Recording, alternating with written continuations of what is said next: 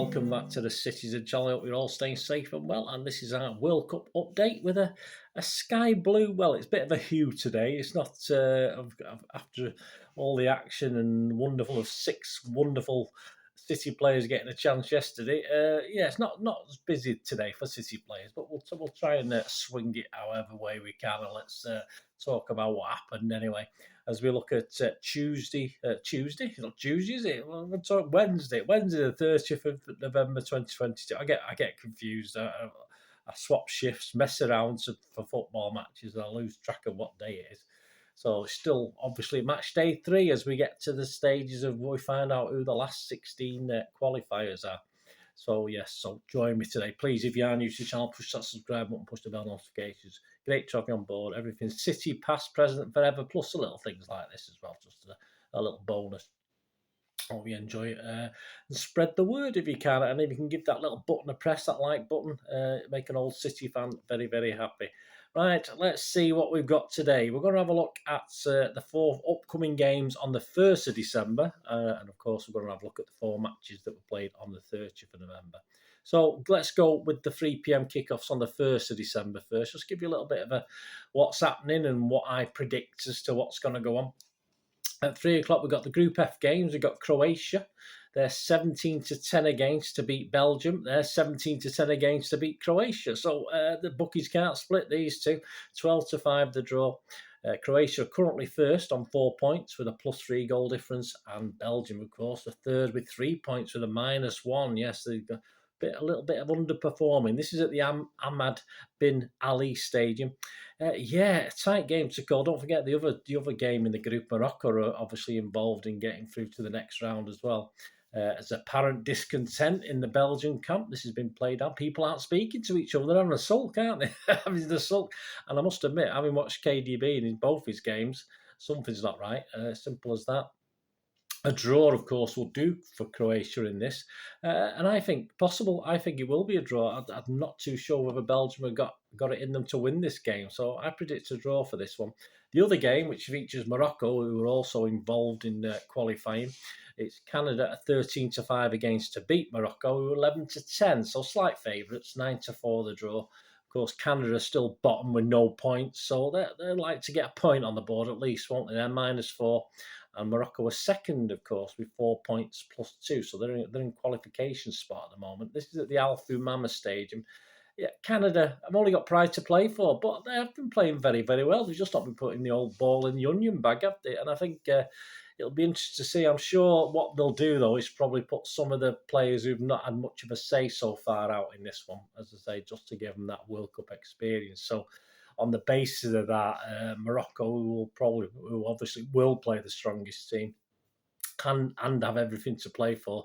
I think they're going to edge this. I think they're going to beat Canada. Certainly, if Canada don't go full strength, which I don't think they will. They probably will anyway, but they certainly make it easier for Morocco. So I predict Morocco will win this. So yeah, you can sort of gauge from that who I think is going through, don't you? Right, the 7 p.m. kickoffs later on. We've got the Group E games. We've got Japan, who are 8-1 against to beat Spain, who are 4-11 on. But looking back at the 30th of November, the favourites didn't do very well this day. So, hey, you never know.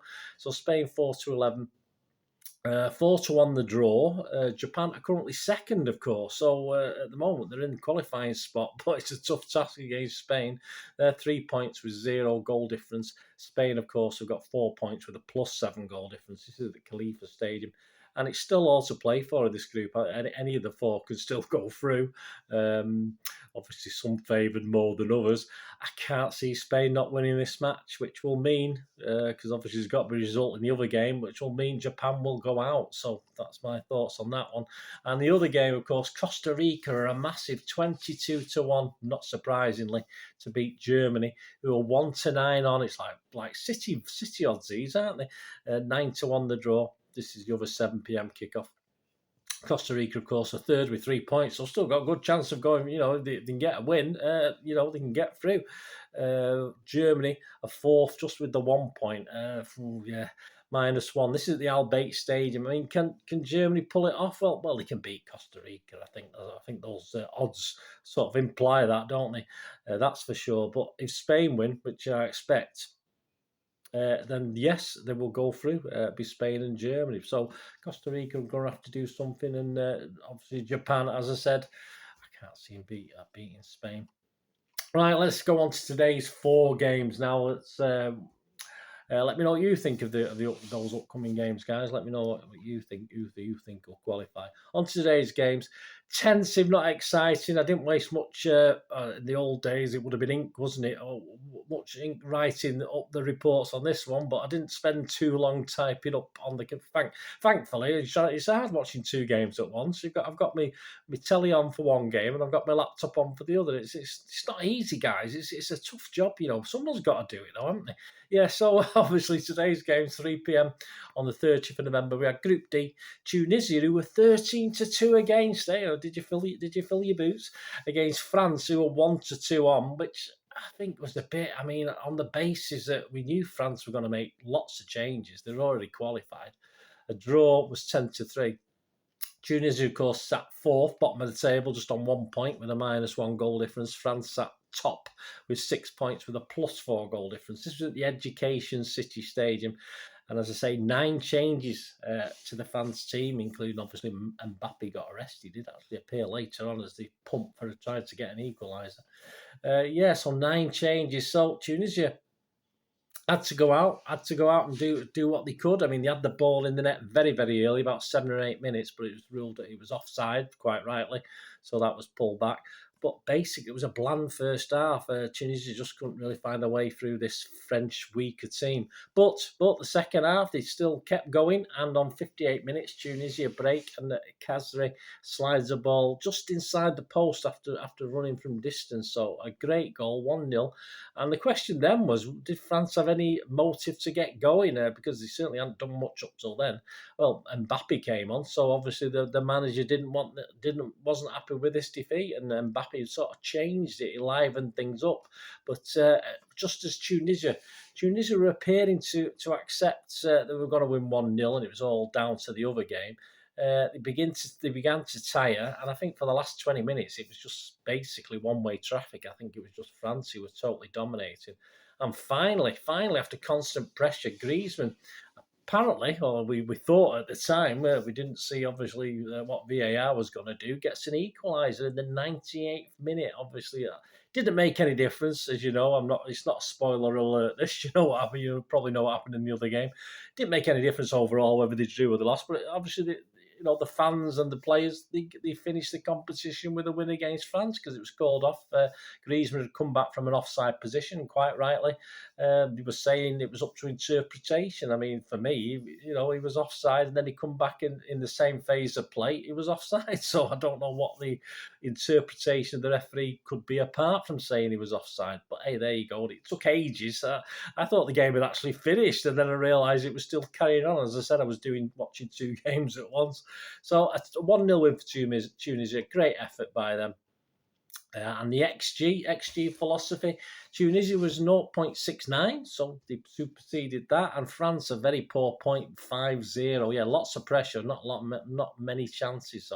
So it finished, of course, France finished top then with 6 points with a +3 goal difference and will qualify. Sadly, Tunisia are taking the short hop, skip and a jump home in 3rd spot with 4 points and a 0 goal difference. So at least they had that to take back with them. And on to the other game where, again, one team was an outsider and one team sort of wanted to win. Australia was 6-1 to beat Denmark. 1-2 on. Denmark haven't been playing that well to be 1-2 on. A draw was 16-5. Australia, of course, second on 3 points. A draw may have done. They didn't probably need to win this, but obviously in the end they did. But they didn't think like that, Australia. They went for it. 3 points, -2 goal difference. Denmark, of course, were 3rd with 1 point -1, so they still had a chance, but Denmark were poor. This was at the Al Janoub Stadium. But yeah, Denmark looked okay, but they weren't creating anything clear cut. But it was still the Aussies who were qualifying, with the Danes not turning that pressure into clear-cut chances. So as all things were level, it was fine for Australia. They were hanging in there in second spot. But obviously word did get back to Australia about the other game. And of course, a goal was scored in the 58th minute over there. And in the 60th minute, a run deep from Lecky. He was fed through and he sort of had one defender trailing him or trying to get to him. And he sort of shimmied him, moved in and out, and placed it wide of Schmeichel into the corner. A superb goal. So they reacted quite correctly. And for the last few minutes, of course, as you would expect, Australia were fighting a rearguard action, but Denmark just couldn't do anything with it, really. Had one or two half chances, but nothing special. And despite Schmeichel coming up and playing centre forward for the last 5 minutes, as he came up for a couple of corners late on. Denmark, very poor, very disappointing. And it finished, of course, 1-0 to Australia. And for only the second time in their history, Australia are through to the knockout round in the World Cup. Well done, the Kangaroos. XG philosophy, again, both teams, well, certainly Australia overperformed. 0.70 for Australia and a 0.67 for Denmark. But I think if you look at both those games, the XGs were quite low. So it just sort of tense affairs. They weren't free flowing, that's for sure. So Australia qualified in second spot with 6 points and a -1 goal difference, and Denmark, very disappointed, finished bottom, just 1 point and a -2. Right, and then we had a little bit of break, and then we went on to the 7 p.m. kickoffs. On to the 7 p.m. kickoffs. We had Poland against Argentina. Poland were 13-2 to win this one against Argentina 1-2 on, and the draw was 16-5. Of course, Poland sat top of the table, didn't they? 4 points +2. Argentina sat second, 3 points +1. So if things were okay, a draw would be enough for both of them. This was at the 974 Stadium, and it's nice to see old Alvarez started, or young Alvarez started this one. He's not old, is he? And Argentina dominated this from early on. Poland weren't a real force in this. Some very good chances for Argentina, but they did get the best chance to take the lead from a very dubious penalty. I have no idea where that came from. One of the worst decisions I've ever seen, where the ref was sent over to the monitor.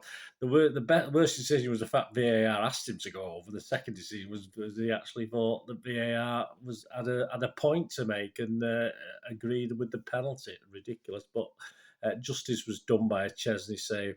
I say a very dominant display by Argentina. Alvarez very lively, a couple of good chances in that first half without troubling Chesney too much. Sort of aimed his shots at him, unfortunately. But obviously Poland was such a disappointment, and obviously at half time you think surely they're not going to play as bad as that in the second half, but they probably did. And Otamendi, he's a monster, isn't he? Not that he had that much to do, but what he did do, he's like a big unit, isn't he, Otamendi? I don't know. He was always a monster, but he just seems to, for Argentina, he seems even bigger. 46 minutes, it's 1-0, of course, for that well-known Argentinian name, McAllister, side foot's home from a Molina pullback. There's a good one for Mexico in a bit as well, from a pullback. So it's 1-0, thoroughly deserved 46 minutes. He kept banging away, trying to get more, obviously.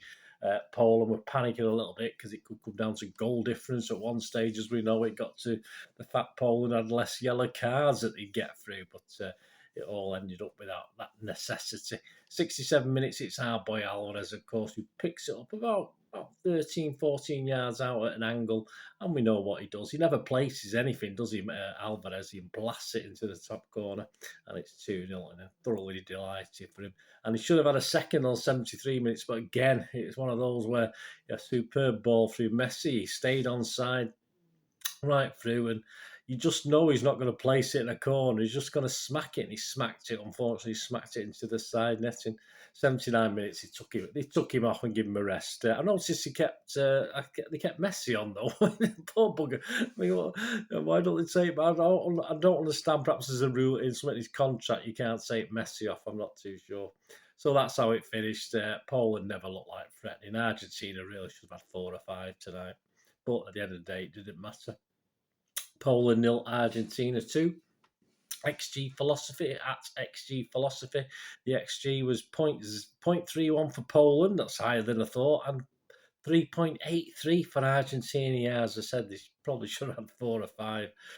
Poland then finished second and scraped through on goal difference to the last. Well, they're not going to get much further based on what we saw tonight. Are they?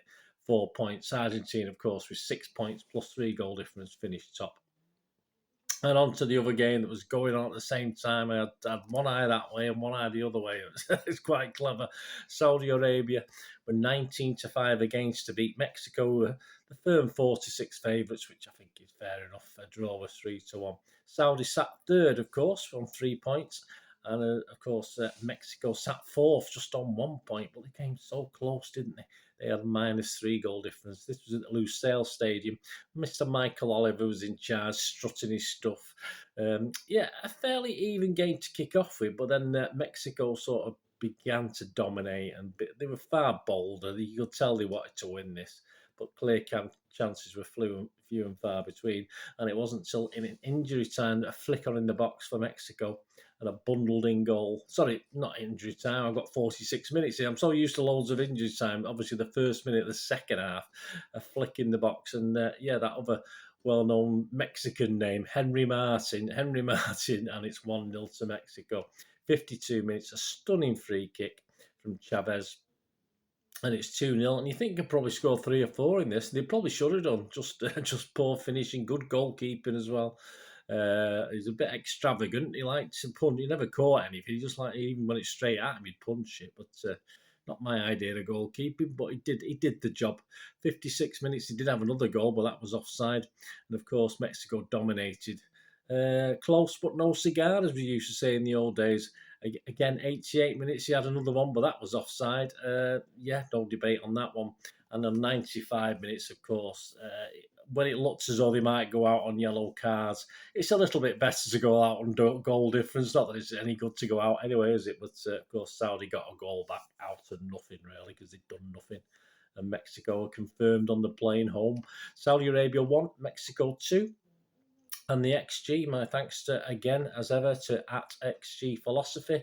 Saudi Arabia 1.04, so that was fair enough. And Mexico 3.06, so they should have had certainly 1 or 2 more based on what possession and how many chances they had. So Saudi finished bottom on 3 points, a -2 goal difference. But look on the bright side, you've not got far to travel, have you? Saddle up a few camels, you'll be home in the morning. And Mexico finished third on 4 points, and what a cracking effort tonight. No, all respect to Mexico for having a go. So we've got 4 of the games now of the round of 16, so we're halfway there. So on 3 p.m. Saturday, the 3rd of December, 2022. What am I saying that for? You know what it is. On the 3rd of December, Saturday the 3rd of December, Netherlands will play at the USA at the Khalifa Stadium. At 7 p.m. on the same night, the 3rd of December, Saturday, Australia will play Argentina at the Ahmad bin Ali. 3 p.m. Sunday the 4th of December, France will play Poland at the Al Thumama Stadium. And 7 p.m. on Sunday, of course, Sunday evening, 4th of December, Senegal will play us. England. 7 p.m. at the Al Bayt Stadium. So, of course, I'll be doing previews of all those games and plus the games that have still to be sorted. Thanks for watching. Let me know who's impressed you. What about player-wise? All right, well, you told me you might want to win the World Cup. What about players? And join me tomorrow when we'll look at the 4 games and look forward to the games, the matchups on the 2nd of December as well, which finishes it off then, doesn't it? Then we'll know the last 16. Anyway, thanks for watching, guys. Please, until we meet again, and that's one thing, don't I? Please stay safe, everyone. Bye for now.